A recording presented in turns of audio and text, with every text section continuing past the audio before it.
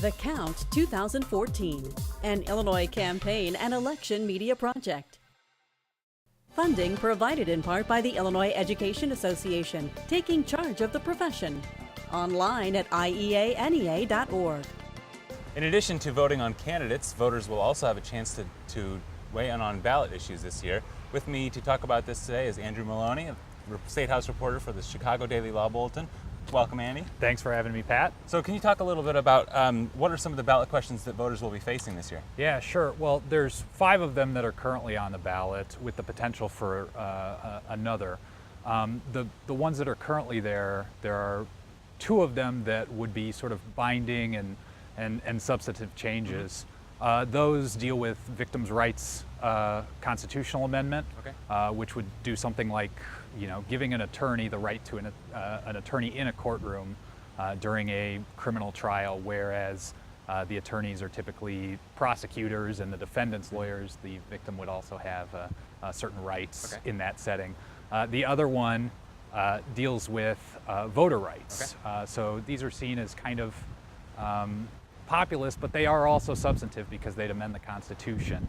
And basically the second one, the voter rights, would guarantee that people are not denied access. We've seen a lot of discussion about voter ID laws sort of being prohibitive in some other states, especially in the conservative areas of the country. And basically this would sort of preempt those and give folks who maybe don't have voter IDs, who don't have access to those kinds of identification, be able to vote.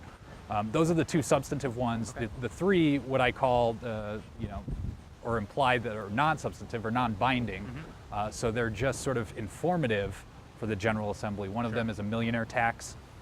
Basically, it would add a surcharge to incomes over $1 million. And this was instigated by Speaker of the House Michael Madigan, and targeted sort of not so subtly at Bruce Rauner, the GOP gubernatorial candidate. Basically, it would just ask voters to weigh in. What do you think about adding a 3% surcharge to incomes over $1 million that would then go to fund education? The other 2 deal with I have to look again. That's all right. The birth control question, and that is basically asking, should insurance cover birth control for women? And what you saw in the General Assembly was a lot of people sort of saying, well, the law already requires that in this state, and there's been federal rulings on that.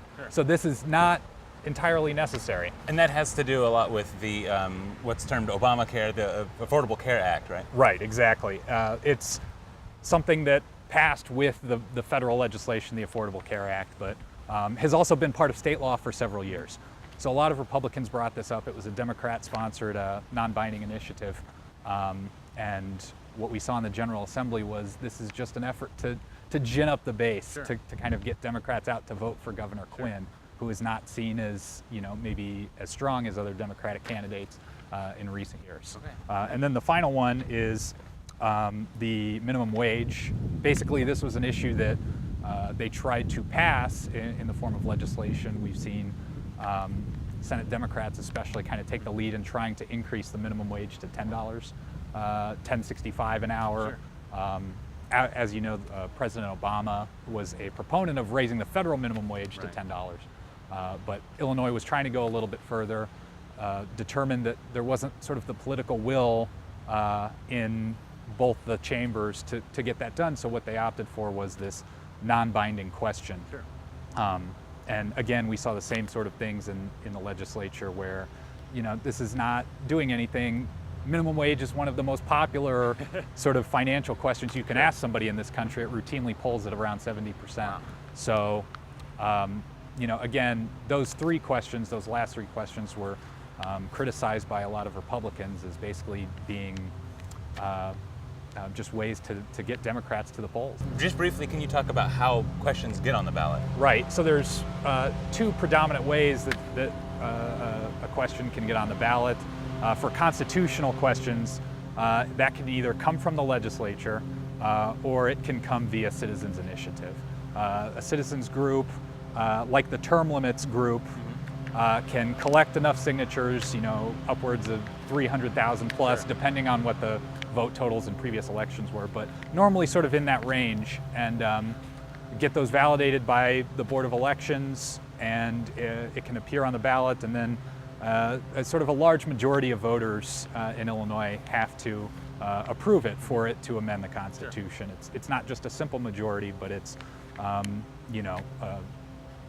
3/5 of voters who actually vote on it.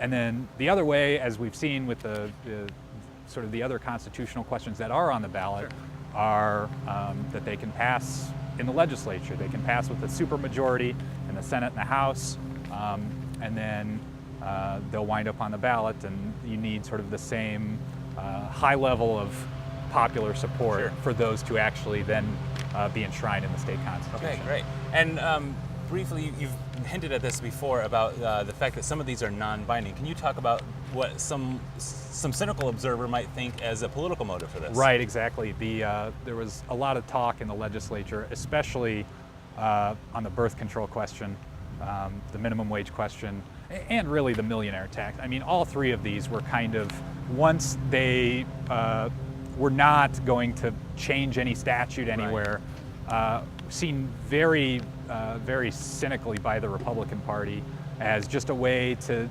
get Democrats to turn out in a year where maybe their gubernatorial candidate wasn't expected to kind of have that enthusiasm and that excitement, say in a year like 2008 where it's also a presidential election and we have President Obama on the ballot.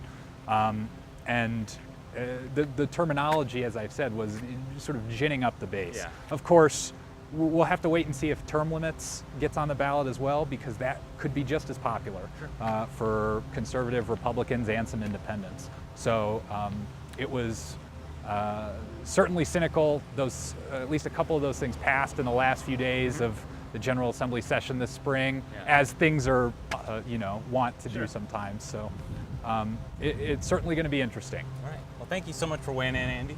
Thank you for having me. For all of us at The Count, I'm Pat Yeagle.